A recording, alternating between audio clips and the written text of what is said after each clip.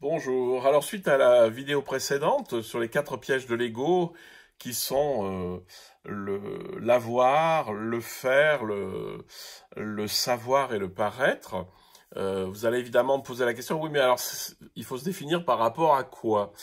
Ben, c'est très simple, il faut se définir par rapport à ce que vous êtes, et pas par rapport à ce que vous voudriez être, ou par rapport à des choses extérieures.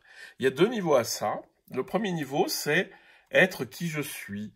C'est-à-dire que vous n'êtes pas un pur esprit, vous êtes quelque chose qui est là, qui a une forme, qui a une idée, qui a une langue, qui a des connaissances, qui a ceci, qui a cela. Vous êtes quelque chose de particulier. Chacun est unique, chacun et chacune sont uniques. Et la difficulté qu'on a, c'est de se voir tel qu'on est, sans se juger, sans se dire je suis mauvais, je suis ceci, je suis cela, sans se surestimer, ah mais moi de toute façon je suis comme ci, comme ça, mais avoir un regard extrêmement subjectif sur soi-même et bienveillant. Ça c'est important. Je suis tel que je suis aussi le fruit de ce que mon éducation et ma génétique m'a donné. Je ne peux pas sortir de mes baskets, hein. Euh, je peux sortir de mes baskets par le haut, par la spiritualité et par la conscience, mais dans un premier temps, d'accueillir ce que je suis tel que je le suis, hein.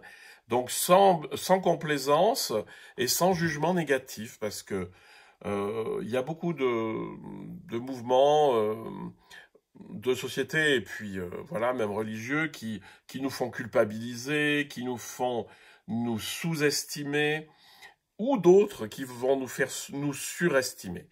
Donc c'est s'accueillir tel que je suis avec bienveillance. Ça c'est le premier niveau. On se définit par rapport à quoi? Ben, par rapport à ce qu'on est et pas par rapport à ce qu'on fait, par rapport à ce qu'on a, etc. Alors ça c'est le premier niveau. Le deuxième, c'est être simplement parce qu'on existe. Ça c'est le niveau le plus spirituel, c'est-à-dire qu'il y a cette espèce de en vous de présence au monde absolu. Je suis là et je suis totalement présent au monde. Et ça, c'est vraiment la réalité.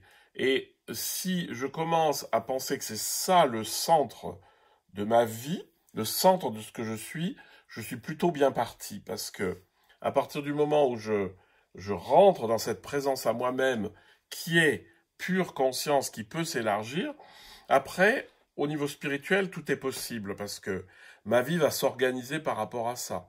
Donc, tous les problèmes que je peux avoir qui me font un voile sur la réalité et qui me perturbent, en fait, bon, ben, dans un grand espace, c'est beaucoup moins évident. Donc, 2 niveaux de comment je me définis.